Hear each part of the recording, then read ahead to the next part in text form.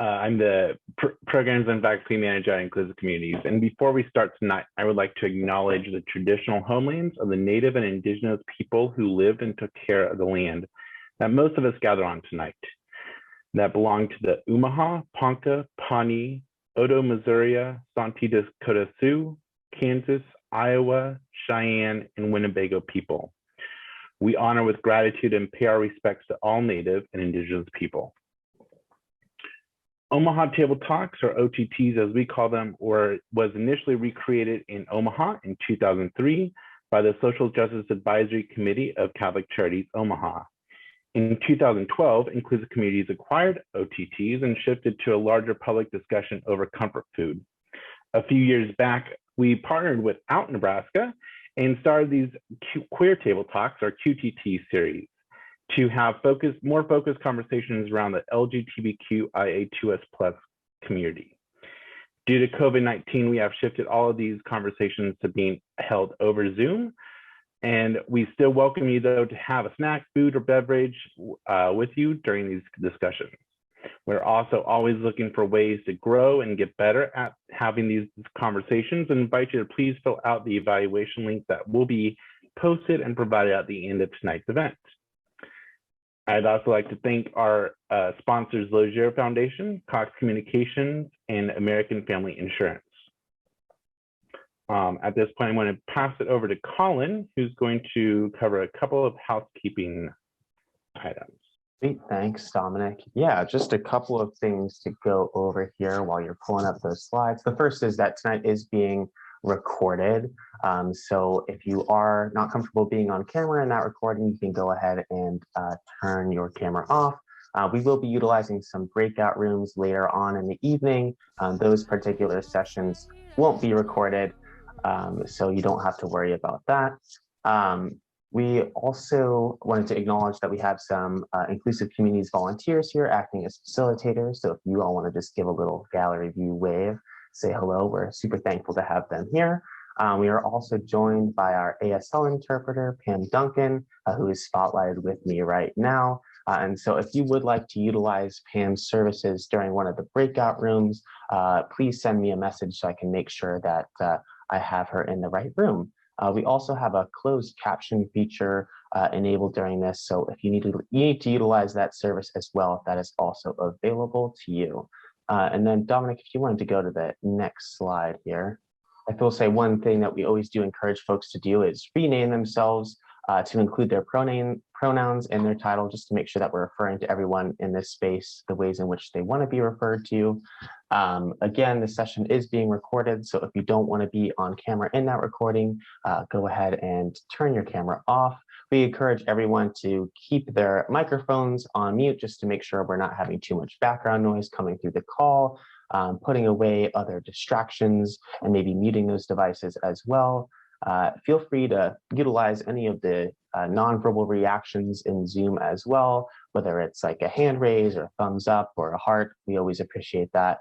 And feel free to put any of those reactions or questions in the chat as well, because we'll have access to that throughout the call as well. So thank you all. And I think that's what I've got. So I'll turn it back to Dominic here. Awesome. Thanks for that, Colin. And now it is my pleasure to introduce Abby Swatsworth, the Executive Director of Out Nebraska, who's going to moderate this panel tonight. Abby. Look, I remembered to unmute myself before I started speaking. I feel special because I almost always remain on mute. So thank you, Dominic. I am Abby. I use she, her pronouns. We also want to give a little shout out and thanks to Lisa Schultz from the Omaha Women's Fund for some partnership and help in tonight's panel discussion. So we will jump right into our panel, and I'm going to introduce our panelists by their first names. And in their first answer to the first question, they can tell you a little bit more about themselves. Tonight, we have Flora, Liliana, and Amarian, and Andrew with us this evening as our panelists. And we're very happy to have them. Thank you all for being a part of this evening. Our first question tonight, I think we'll start off with Liliana, and then the other panelists can also answer and jump in. The first question this evening is, What does it mean to be unapologetically you? Yeah, so first of all, thank you so much for inviting me here tonight. My name is Liliana Falcon. I use she, her pronouns. And this question to me is really important because I think when it comes to being unapologetically yourself, it has a lot to do with your environment. So for me, what comes to mind is like being a young professional and in the workplace having to establish my sexual identity. I think that is a part of being unapologetically myself in terms of normalizing LGBTQ youth in the workplace. And so I think that with that, I always try to make it as normalized as possible. So I try not to hold myself back in that regard, just because it is normal. It's who I am, and yeah. And a little bit about me: I am a second-year Metro student, about to graduate, and I'm headed to UNO in the fall. And for work, I work with the Union for Contemporary Art as a project coordinator, and I'm also a leasing agent. Thanks, Abby, for asking. Absolutely. Flora, do you want to jump in next? Yeah, I'd love to. I also want to say thank you so much for having me here. I'm really grateful to get to be a part of this conversation. And I'll just say right now, I'm a student at Central, so I'm in my junior year of high school at Central. I'm a performer. I don't know if I already said that. I use they them pronouns. I'm a bit tired. I'm a busy student.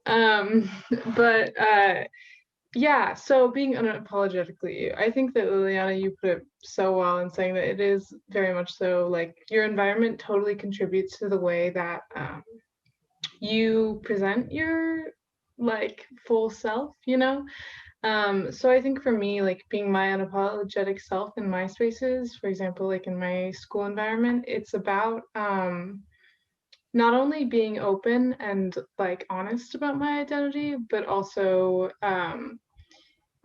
creating space to examine the ways that my identity impacts my day-to-day life, and see how in that I can learn more about what my needs are as a queer person and how those might correlate to other people's needs. I think that that's one really big part of being unapologetically yourself, is taking the time to allow yourself to feel the things that the ways that your identity impacts you, and if you have the opportunity or the privilege to do so, communicating that to others. I think that we need to, I think that a big part of my responsibility as a queer person who has the privilege of having supportive family members and an environment in which I feel safe to express myself, is to also use that ability to express myself to better serve my community, in that by figuring out how I function in my space, I can also figure out the things that other people might need to function in their spaces.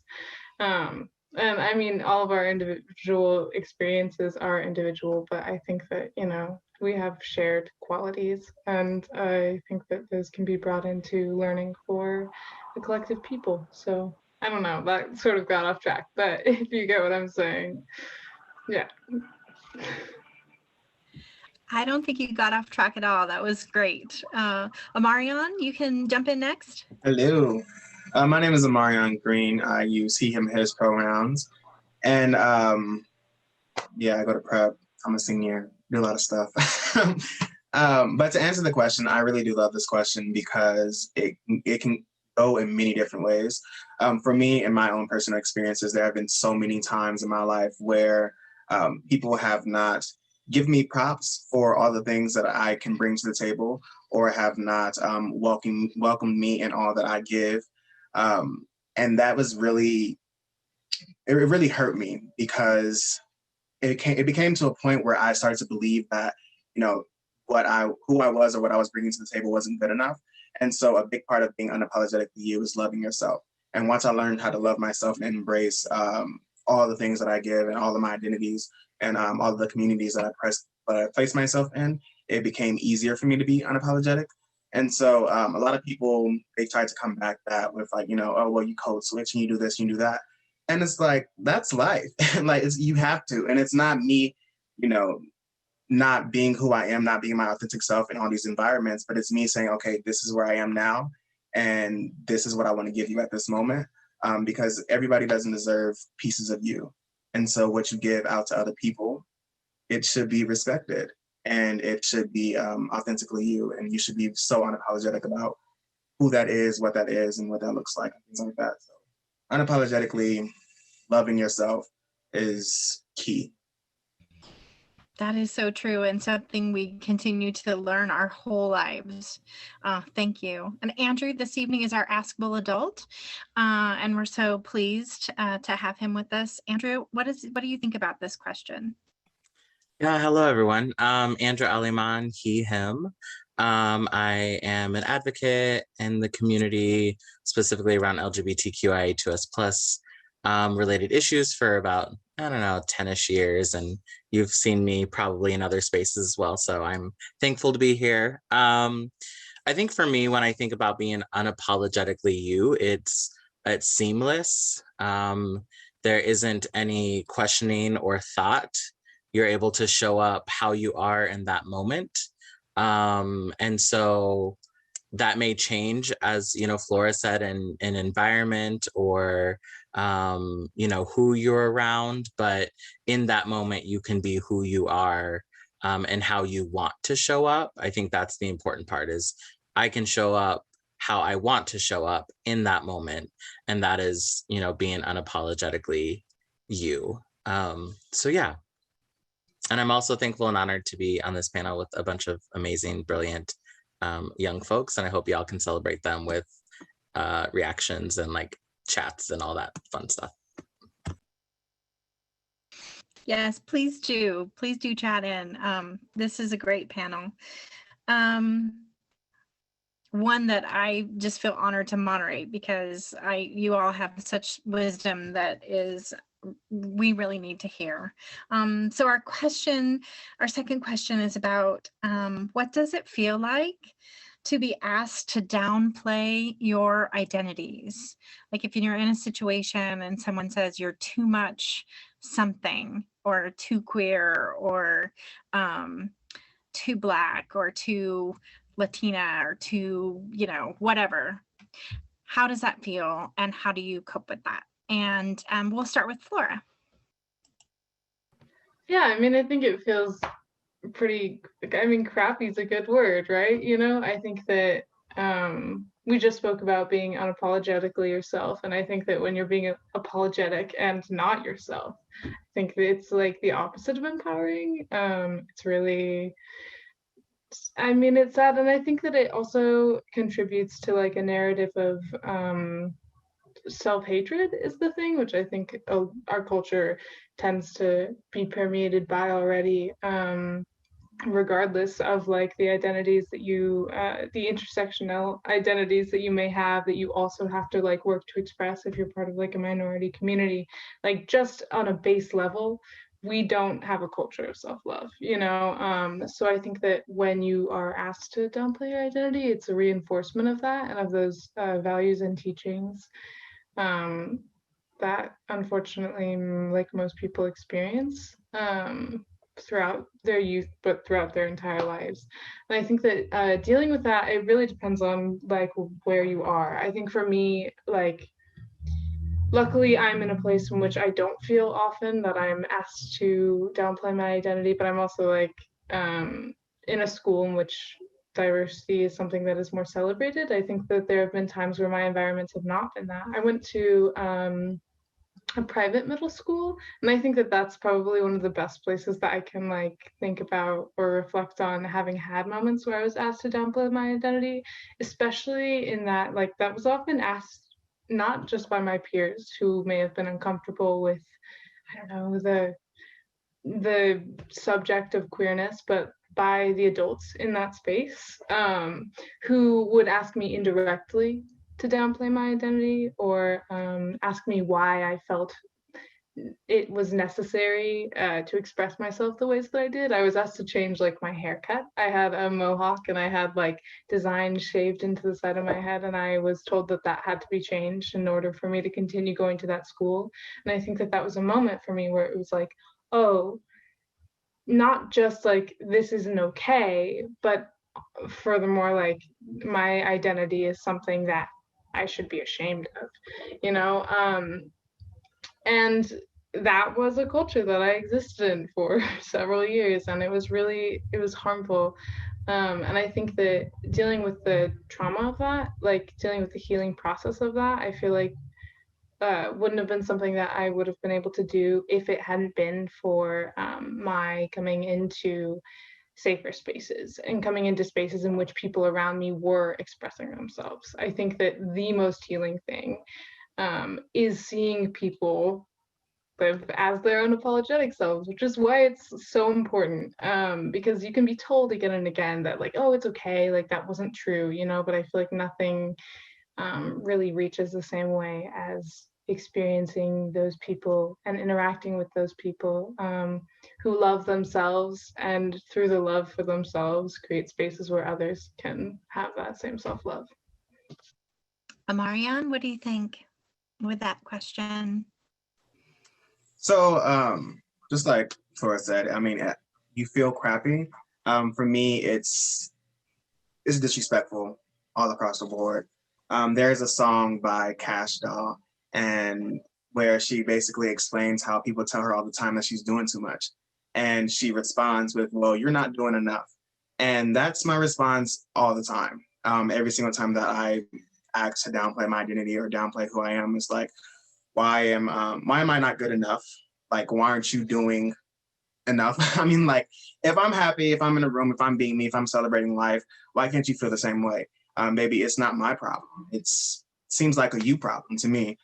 So a lot of the times, although it does make me feel upset, it's funny in a way, because I know me and I know my limits, as far as my mental health, as far as my advocacy, as far as what I'm able to do in a certain situation with certain people. It becomes funny to me when they ask me to downplay those identities, because it's like, think of the reasons that you love me, and then think of the reasons why you're asking me not to be this person right now. And then look in the mirror and, like, you know, figure out why you're even asking that question. Because like I said before, everybody doesn't deserve those pieces of you. And so I say all the time, like, when somebody shows you who they really are, believe them the first time. Don't keep giving yourself to people, organizations, communities that don't love you back. So love yourself unapologetically in those situations and just stay strong. I mean, you got to keep moving on.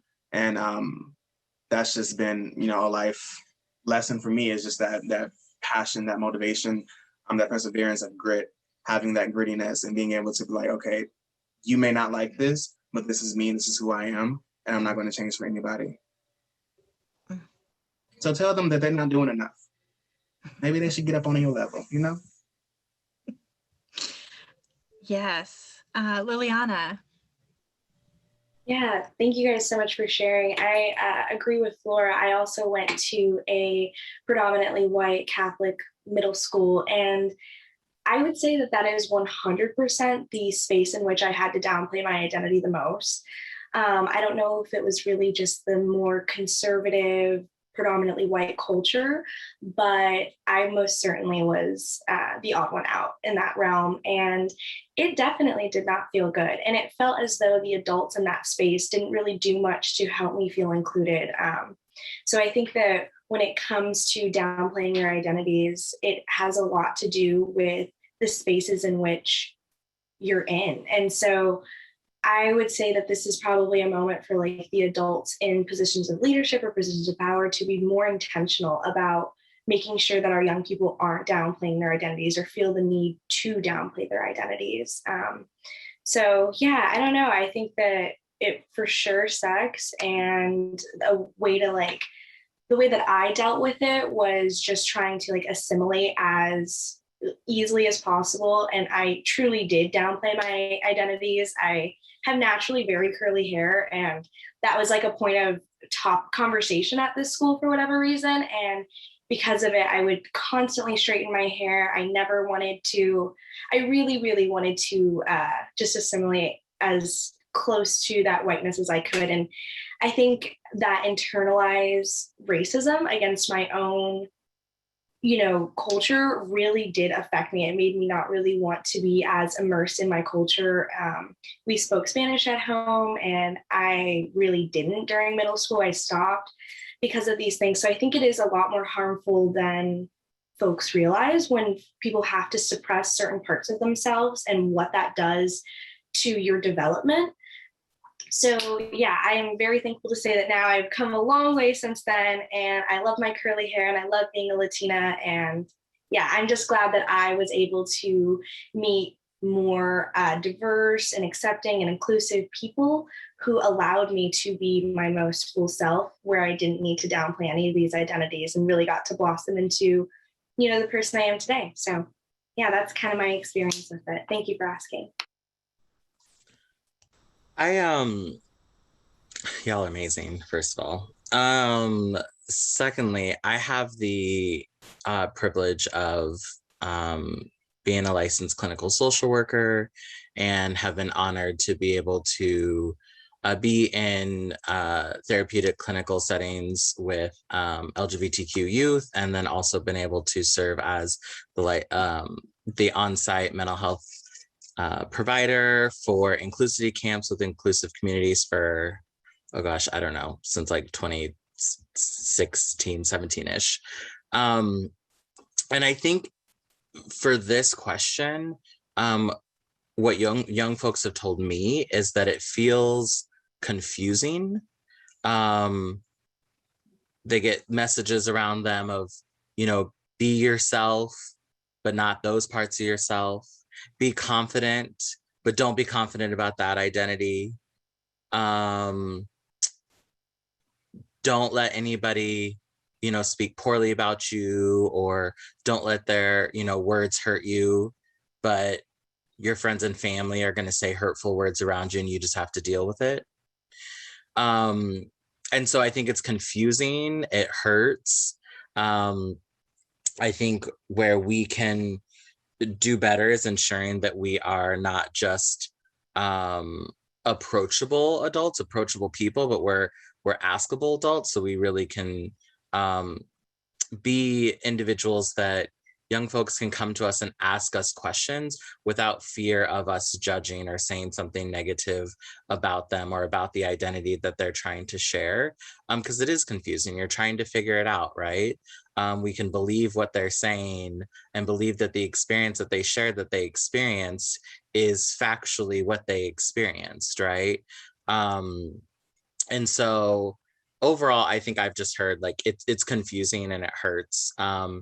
And I know we said we would ask questions later, but I think it's Shauna. I think that is a portion of the answer to your question too, is also just like listening and believing that what folks are saying, what young people are saying is their actual lived experience. And sometimes just young people being able to talk about it to someone that feels safe or at least won't judge them can go miles and be so helpful in so many different ways.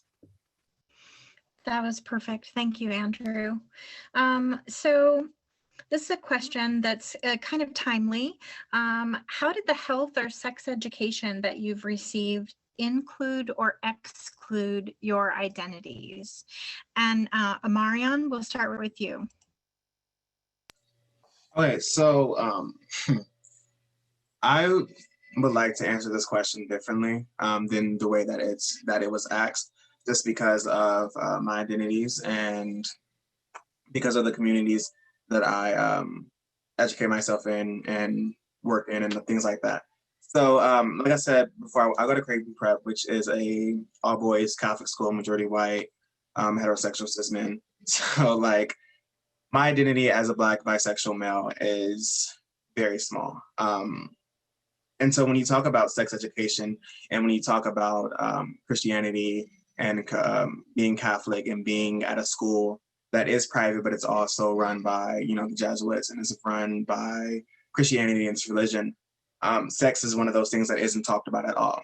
And so when you ask this question, it's just like the education that I did not receive or the education that these males are not receiving. We have a slogan of forming men of faith, scholarship, leadership, and character. We have a slogan of forming men for others. And we're not exactly doing that if we're not forming men who know how to go out into the world, who know how to go to college and ask males for consent, who knows how to treat another lady, who knows how to have a healthy sexual interaction with another person, who knows how to take care of themselves after that healthy sexual interaction. And so the education is so stigmatized, and it's so, it pisses me off to a point where it's like you want to form the next generation of people. You want to send them out into the world, but you don't want to educate them on the things that are really important. You don't want to educate them on the relationships that can take place between them and another person. Then also, it's like when it's talked about, it's a sin. They learn that, you know, don't do X, Y, and Z until you're married or whatnot. Or if you're going to be with a woman, then that woman has to be, you know, your companion, your girlfriend, whatever you want to call it. But it's just like there are more to that than like women are not just items. Men, we're not just items. Non-binary people, we're not just items. There are so many more relationships that can be had. And so when we talk about the sex education, we talk about the education evolving or involving relationships in general. It's so clearly painted black and white to fit what the system has deemed to be normal, which is a male and female relationship. And that shouldn't be it, because there is more relationships in the world than that. So it's just the education that I did receive in public school, you know, human health or whatever it was. It wasn't for me. It wasn't something that I memorized, and it was something that stopped at a place where it should have kept going. I mean, as a third, fourth grader, what did I really need to know at that time? But as a high schooler, as a young Black male who presents themselves in sometimes mostly white communities, dealing with whoever I want to deal with, how do I, you know, ask for consent? How do I make sure that something's okay? How do I, you know, have a healthy relationship with someone else? And so just a lack of education all around for men in general, women in general, non-binary people. The sex education system needs to be changed within the school systems. It needs to be normalized that it's okay to talk about it. So that's my standpoint on that. Thank you. I think that was exactly the sort of answer we were looking for, is your honest truth. And so, yeah, there's no particular way to ask the question, but Liliana, would you like to jump in? Yeah, absolutely. So I also received my, sexual health education in a predominantly white Catholic school. And I think for me, it was more so harmful. And so I'll explain it. Basically, the priest of the church came to our classroom, brought us a piece of tape. Each one of us got one. And we stuck it to ourselves. And each time you stuck it to yourself, it symbolized a sexual partner. And, you many times you were asked to stick it back and forth. And the idea behind that is your piece of tape, your virginity, your sexuality, whatever it may be, becomes less and less sticky. So then when you do meet your lifelong partner, you're not sticking to them, you're not connecting with them sexually in the way that you were meant to. And so for me, that's just a really harmful narrative about what sex is and what your self-worth is after you consent to partaking in something like that. So I definitely think that the sexual education I received was harmful and did not include any conversation about, any other sexual identity besides being, heterosexual. It did not include any other conversations beyond, cisgendered conversations. And so I think that it's really important, again, to make sure that the information that we're telling our young people who are going to go out into this world and think that that information is true and a reflection of their self-worth. I think that we need to be really careful about how we talk about sex, because I think when we talk about it like that, it is degrading, and it seems as though you're less and less, and each time you have sex, you're giving part of yourself away. And I just don't think that that's the narrative that should be held.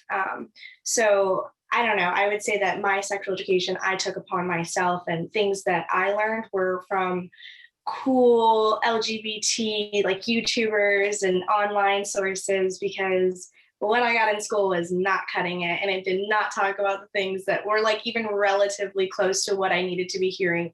No even conversation about like STDs or STIs. I'm like, that's a huge part of sex. How did we just jump past that and go right into like self-loading and like deprecation? It was very odd, but yeah, I think that the adults specifically at Catholic schools need to do better on how we're educating our young people on these sexual conversations. Flora, your thoughts? Yeah, absolutely. Okay, so I have, I think, a situation that's a little bit different. But I think that with the experience which I had with the education I was provided from schools, it was pretty similar. So I think that the thing that I would say is a little bit different for me is I grew up with in a household that was pretty unabashedly queer. My mother is a queer person, and I was pretty aware from a relatively young age that my identity wasn't one that fit into like the straight cis identities that I had been taught about, or I guess assumed to be a part of, you know, as we all are when we start out. However, I think that I did, okay. So because of that, I definitely had a lot more open conversation about sex and sexuality and sexual identity as a young person. So I think that I was very privileged in that, like, we had sex books on the table, you know, like it was never something that was like, oh, like this is a big scary thing that you can never bring up. Like, obviously I was a kid, it was still embarrassing. Like, I didn't want to talk to my mom about it. But I'm grateful that I had a space in which I felt safe to if I needed to. And because of like this like early on exposure to sexuality that I had as a kid, I actually ended up getting into a situation when I did finally have sex and health education in like 5th grade or 6th grade, where I got into an argument with the school nurse because of the content that we were being presented in our sex ed classes, which weren't, let's clarify something. When you're like in public school, the sex ed class that is required for everyone is not about the sexual relationships that you have with your partners, which I think is why, like Marianne said, it stops before it should. We get some sort of health education when we're in like late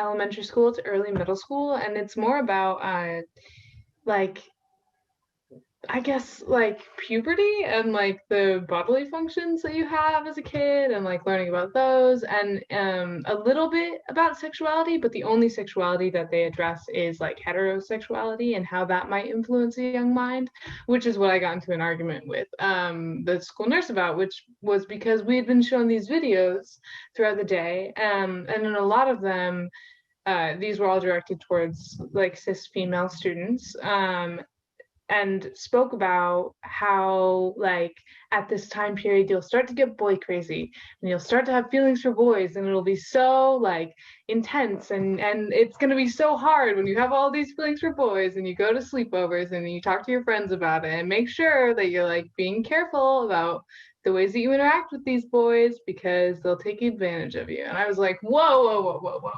And I went home and I spoke to my mom about it, because I was like, how crazy is it that the video I watched in school today told me about how I was going to be so boy crazy? Because as a queer person at the time, I was very much like not interested in boys. So it was really funny. My mom told me to go back to the school nurse and ask her about the heteronormativity present in her video. And I did that. And she said, I don't want to get into this with you. Go sit down. And that for me was a moment where it was like, okay, so we're not even just like not addressing queer identities or like queerness, but when kids who do have education about it bring it up, like we're going to actively repress that, you know? And I think that that was very indicative of like just the lack of, it's ignorance, you know? It was very indicative of the ignorance that is present in the education that our school system has, which is concerning because I don't think ignorance and education should go together, but they definitely tend to, unfortunately. So yeah, I think that I would say the education is not comprehensive. It's definitely not inclusive, and it's not interested in being that. Traditionally, which is why I think that it is so important that we are advocating for it, and so important that we're fighting for it, because it's not going to happen unless people are pushing for it, and unless like a massive amount of people are pushing for it. Because as an individual kid, like as a fifth grader, you know, like the best I could do at that moment was ask a question, you know. But I think like all of us and all of our voices together, like we can push for more, we can push for reform, you know. And furthermore, I also, when I was in middle school, did not receive any sexual education or option for sexual education. So I think that that is another big problem, which was at a Catholic school. So I can say like definitely in private schools, which are harder to address with like general policy because they are privatized. That is also something that we really need to be aware of. I think that creating programs for kids who are well, that's a whole other thing, but I think that creating open spaces in which sexuality can be a topic that is available for kids to investigate outside of their school systems is really important, because the school systems obviously aren't doing a good job, if they're doing their job at all. I guess we can wrap up this panel. Y'all just covered it all. So I guess for me, my initial reaction is like, it feels disheartening to me to hear that the same experiences that I had as a young person, I'm 34 years old now, so the same experiences I had as a young person is the exact same experience young folks are having today. And so when it comes to, you know, receiving, you know, medically accurate and affirming information about, you know, our sexuality, our bodies, and how we navigate the world like that. So that's disheartening to me, and I think has shown our complacency in the area. And, you know, for me, I think the biggest challenge and scary part is that we expect young folks to navigate these decisions and information once they're quote unquote adults, right? But we're not going to give them any information. So then all of a sudden you are an adult. And then what do you do with the information, right? The lack of information for me as a young person didn't help me navigate, you know, a situation in my 20s where I didn't get to make a lot of choices in that interaction, and I didn't get to really give my consent, right? I didn't have the language or even knowledge that that wasn't okay, and how to even, what do I do with that? Because I was never educated about any of that.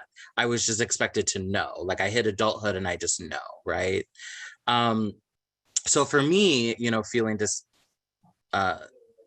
disheartened that's, you know, the same experience young folks are having today, like I'm really thankful and happy to hear that, you know, the Nebraska Department of Education is looking at that and is holding conversations around how do we create, you know, these standards around K through 12 education, and how do we ensure that young folks have access to knowledge and information that they deserve. What are their rights? What, not just what do we want them to do, but what is the information, right? Withholding information is oppression. And so we can make that choice to oppress young people, or we can just give young people information and then talk about what that means, what that, you know, experience means. What do you do with that information? How do you be responsible with this information, right? With information also comes great responsibility. That's okay to tell young people, right? And help them navigate. So, you know, I'm just really, it makes me feel good that we're having this conversation. You know, unfortunately, it doesn't make everybody feel good. You know, we lead a lot of things through fear and lack of knowledge. And when we're scared and we don't have information, we make assumptions.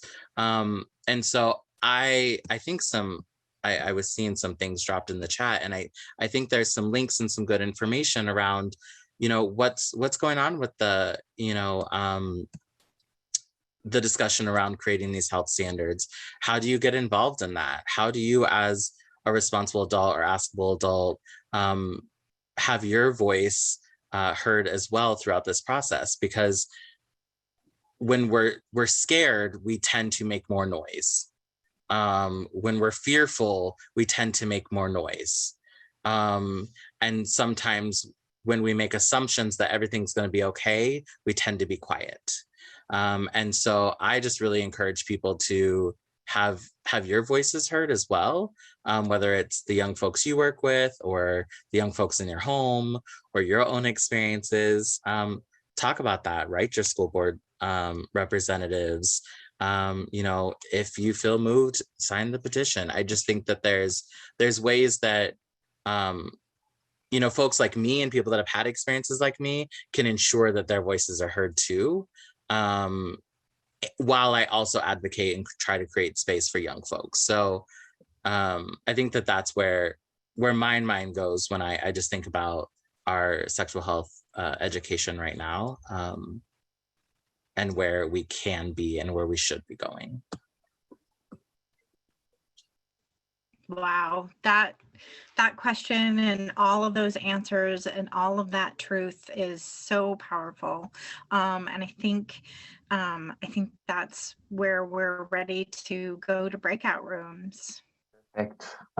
Before I send us into this breakout rooms, I just wanted to cover a couple of breakout room agreements. Just for the sake of time, I'm just going to do it verbally. No need to pull up a slide. But the first one just being like one mouth, one mic, making sure we're giving each other the space to talk, making space and being conscious of how much space you might be taking up in those rooms. Just making sure too that the stories stay, but the lessons of course can leave, and then keeping those open minds and just overall just being generally respectful for the folks that are going to be in that room.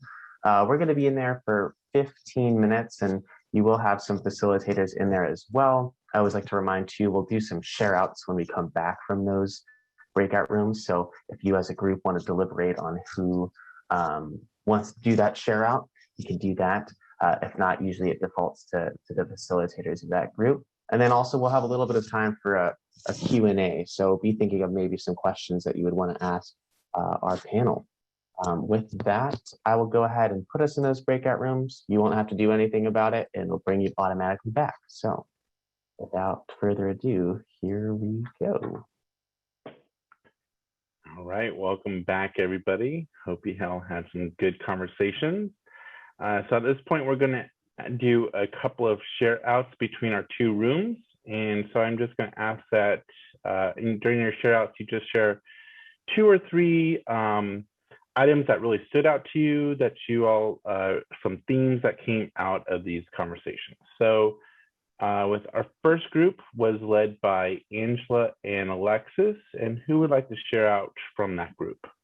I can go ahead and share out.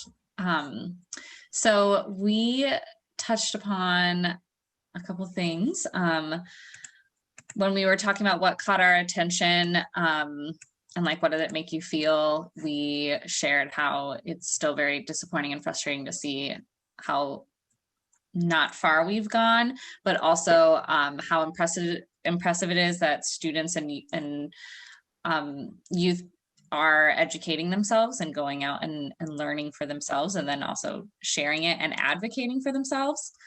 And then we also brought up again that when students aren't given the information, that's oppression. And that's just, I'm gonna like write that down and then share it with all of my educator friends because it's so important. And then we really got into an exciting discussion about the initiative that was shared and how, you know, we want it to be passed. We want the education to the sex ed and health ed to be reformed in Nebraska, but then who's going to teach it in these schools, and how are we going to make sure that that it's, you know, intentionally taught in the way that it is to be not harmful.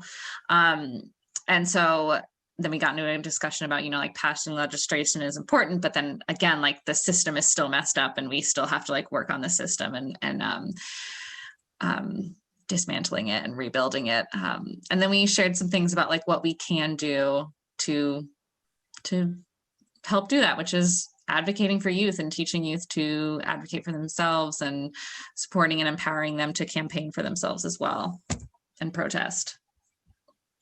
I think I covered it all. Absolutely, thank you for sharing. And how about who from our second group would like to share? This group was facilitated by Keaton. All right, I'd be happy to share. There was a lot of great conversation and you know, I start with some of the things that people felt were just really meaningful moments throughout the panel discussion. I think the group agreed that the panel was extremely articulate and knowledgeable and able to speak about their own experiences and observation and how it relates to this. And it was very enlightening. So that's fantastic. The group was moved by that notion of being your unapologetic self. And someone made the comment, you know, not only what does that mean, but how do you go about doing it in some of the environments that we're in? One of the parents talked about, you know, just being curious to learn about how to help their child and how important it is. You know, they recounted, one of the panelists said, let the children lead, really listen to their, you know, story and try to do everything you can to understand where they're coming from in this. And then finally, there was just a consensus that with the education standards in the Nebraska health, there clearly is a lot of work to be done. And just, you know, each one of us finds something that you can do to support making that better. Wherever you're at in this, there's something that you can do, something you can learn, some step you can take to be more supportive in that, whether you have kids in the education system or not. So I think that was very valuable feedback from the group. Awesome, thank you for sharing. So we do have some time for Q&A and a bit of a larger conversation. So I want to invite Abby and our 4 panelists to be spotlighted here with me. If you all have questions for the panel or for any of them, now is your chance. You can either share it in the chat and I'll read it out, or you can raise your hand or just go ahead and unmute yourself.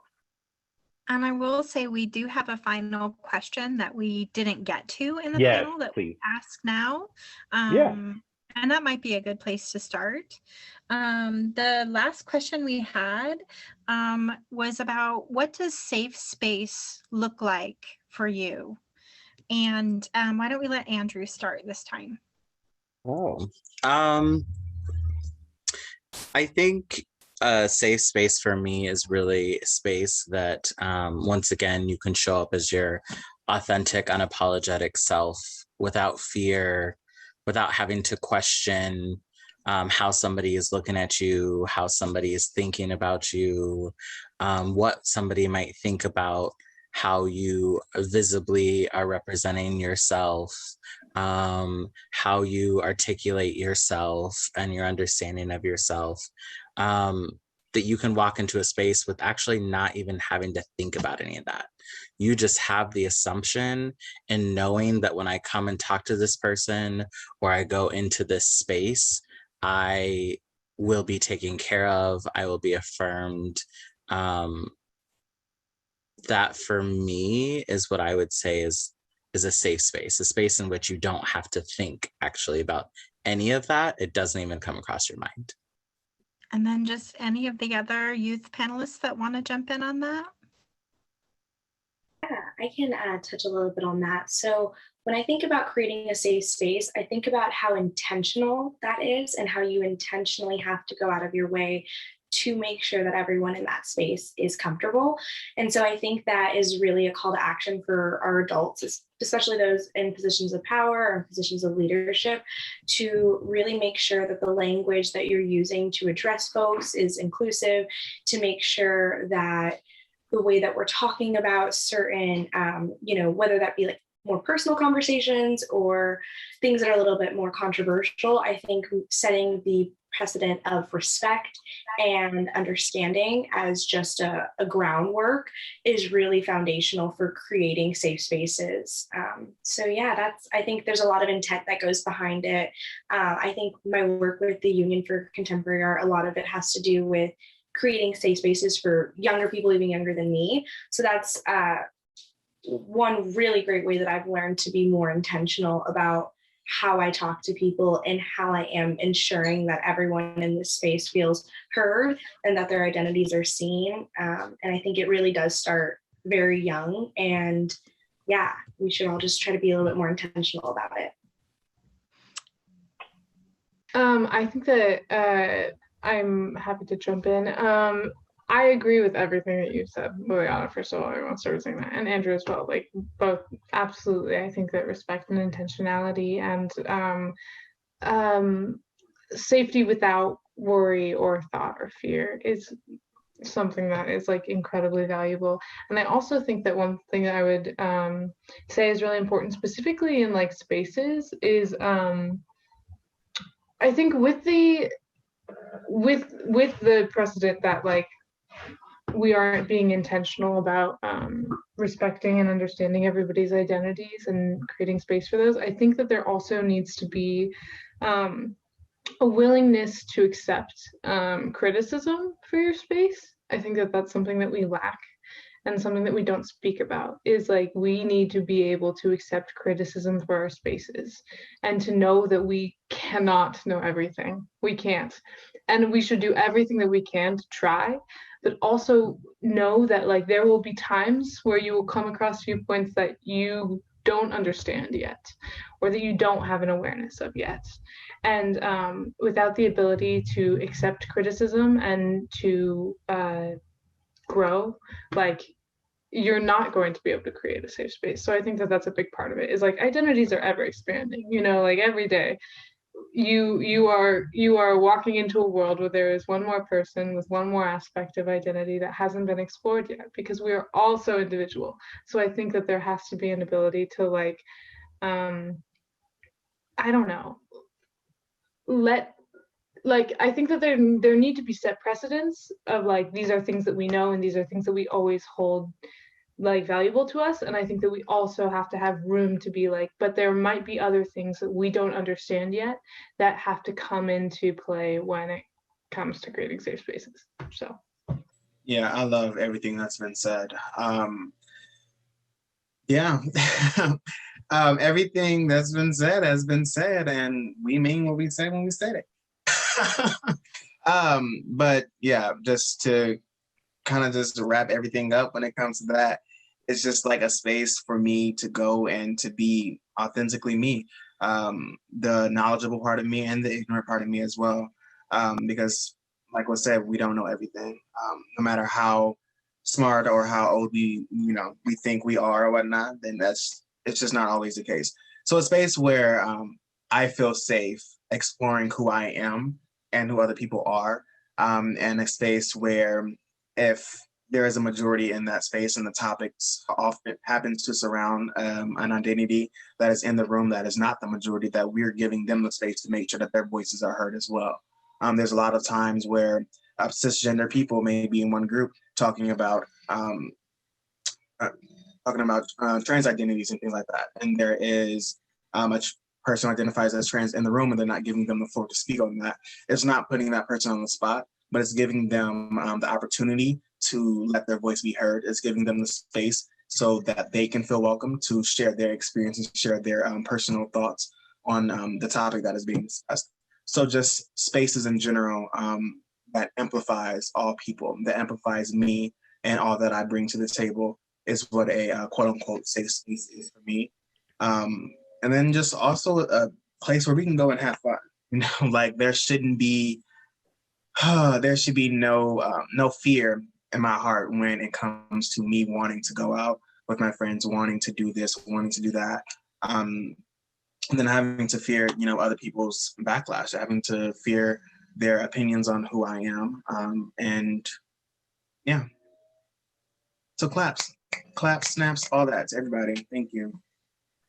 So I would like to ask each of you, and Abby, if you want to join in on this as well, what is one way that you would suggest if, you know, folks who are in this conversation or are going to be watching this recording later, how can we get more involved to be better advocates? What would be a call to action that you would suggest?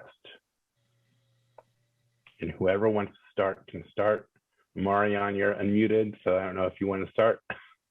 I'm still processing. No, Cool. Go ahead and mute. I can go ahead and start. So thank you so much for actually asking that. I meant to say a little bit about how you can, you know, create that space and be intentional about it. But yeah, so one thing that came to mind is it can be as simple as even, you know, if you're in a position of leadership or if you're working, you know, collaboratively with people, just before you guys really get into anything, just setting that precedent, setting the ground rules for how to mutually respect each other and to have dialogue that is productive for the group. So yeah, I think it really is just like one of those check-in moments where you sit down with the people that you're collaborating with and make sure that everyone in that space knows that they are heard, that they are seen, and that we value their input. But yeah, I think really just going about it as groundwork really helps. And then also private conversations with, you know, people who maybe have expressed some exclusion or have expressed some, you know, issues with how this environment is going and how it feels. I think really being in tune with people's feedback is essential for creating safe spaces, just making sure that we're really checking in with folks and making sure that everyone is heard, I think is the common denominator, that intent of checking in. Yeah, yes, I think the intent of checking in is super important, and it totally like inspired a thought in me, because I was thinking I don't really have any sort of platform that I could like offer to be like, this is something that you should involve yourself in. I'm a 16-year-old high school student. I am doing many things, but like I wasn't really sure what I could exactly offer there. But I think that I realized as you were speaking is like, with intentionality, I think that one thing that we do often is like we observe in different spaces that aren't necessarily our own disparity. You know, we observe like, oh, that feels like something that should be fixed. And I think that one of the best things that you can do that is such a simple thing is just say something. Just say something to the people who run that space. Just be like, hey, I noticed that like you were using this language and it felt sort of not inclusive. Is that something that you're interested in addressing? And like, if you don't know how to help them, somebody does, you know, like even just bringing that to attention, to awareness is something that can help to create progress. So I think that like just pointing that out when you see it, just saying something is really important. So yeah, that's what I would say. Gosh, I'm sorry, I'm just reflecting on like how lucky I am to like appreciative to just share space with y'all. It just, yeah, anyway, so I think for me, I'm going to answer it in two parts. First, I think a call to action is to become an askable adult. And when I say that, we have kind of 4 different points of what we talk about what an askable adult is. And the first one is being able to have honest and respectful communication with young people about their sexuality. The second one, that we support youth in making healthy decisions regarding their sexuality. The third one, we give non-judgmental information. So that's non-judgmental and non-bias. Either way, right? And the last one is that we provide referrals. So access to information, whether that is a referral to something in the community, whether that's referral or information to more information online. Maybe we don't know a lot about an identity that they hold, but they want to know more about that. How do we connect them to that? So that's the first part, is become an Askable adult.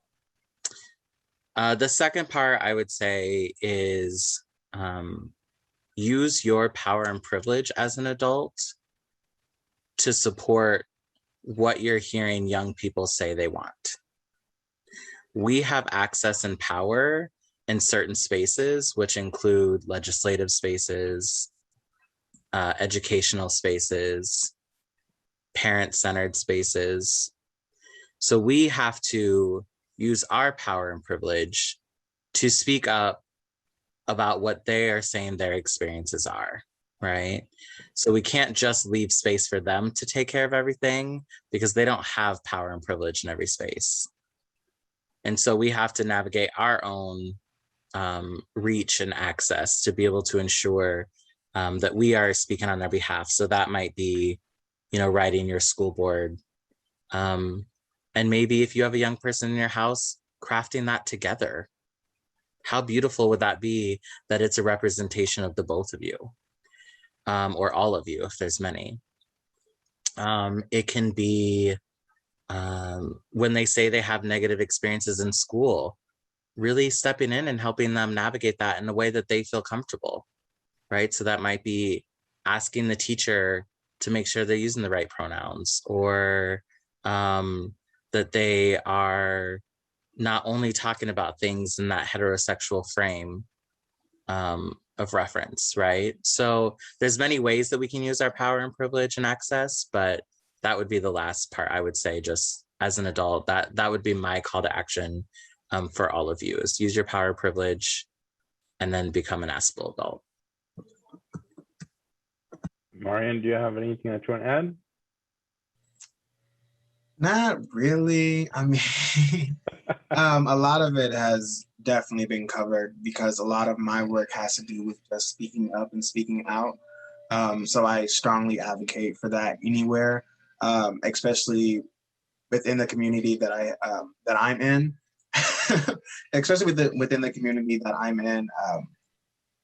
Me personally, I tend to gravitate towards older crowds, and within the community, especially within my school, a lot of those crowds are ignorant to my identities because they've never been around that. And so me being able to speak to them comfortably and saying, this is what this is that, and this is how you can educate yourself. It's really appreciated on my part for them to be able to even listen to me. But then at the same time, what are they doing with that information? What are they doing with my testament? Take the lesson, leave my story.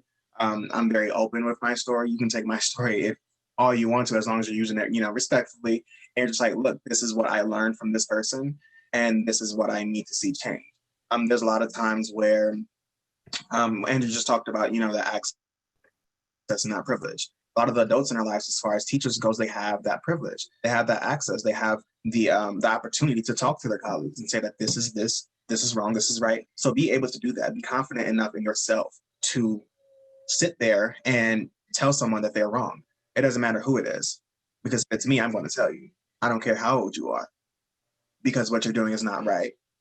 And simply, it's not fair to that person. It's not fair to that group of people. It's not fair to that identity. It's not fair to the world, because then you're just continuing that cycle of socialization. You're continuing this ignorant education of what a person should be, or what a group should be, or what this should be like. And it shouldn't be that. So see something and you don't agree with it, you don't know what it is, ask questions, call other people out, and be safe with it as well. Call in versus call out, see it, do it how you see fit. But yeah, take the lessons and run with them. Awesome. Well, we are close to our time here, so I want to thank all of our panelists for being on this panel and your wise words.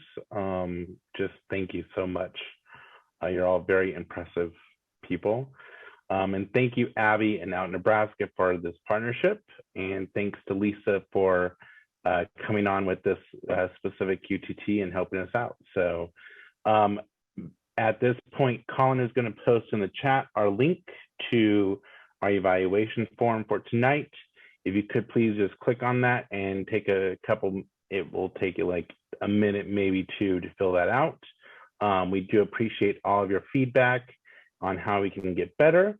And our next Omaha Table Talk is May 18th, and that is on mental health disparities in racial communities, diverse communities. And that link will be posted in the email that you'll get in a follow-up from tonight. So that will also include all of the links that have been posted tonight on how to get more involved and with the Department of Education and with the Women's Fund that Lisa posted as well. So be looking for that follow-up email, and we thank you for coming, and we'll see you at the next one.